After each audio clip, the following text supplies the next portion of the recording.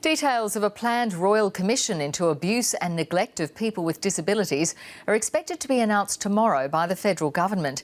It comes after a series of reports by the ABC and a campaign by Greens Senator Jordan Steele-John. Now, state disability ministers have agreed to take part in the inquiry and drawing up the terms of reference, paving the way for it to go ahead. But as Alison Branley explains, for some families, the Royal Commission can't come soon enough. You're tired. What did you do today?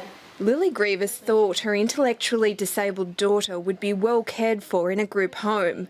Instead, Petrina barely leaves the house after incidents of neglect and verbal abuse.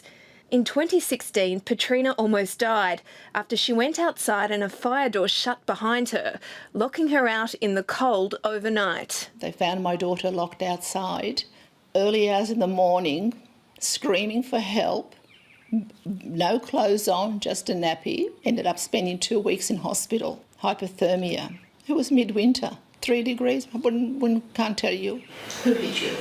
A year later, police were called to investigate after a carer was recorded unleashing a 30-minute verbally abusive tirade on Petrina. Made her sit on the bed after she had a shower, naked, to sit on her bed and wait till he was ready to dress to give her support. That is something that I can't wipe that out of my head.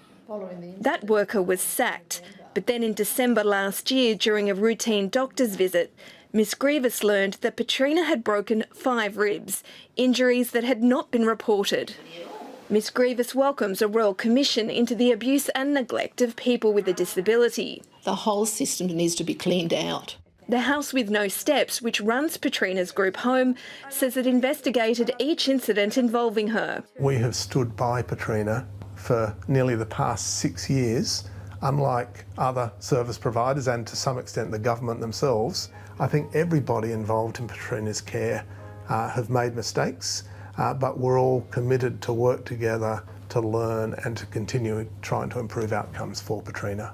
The organisation says it too supports a royal commission. Alison Branley, ABC News.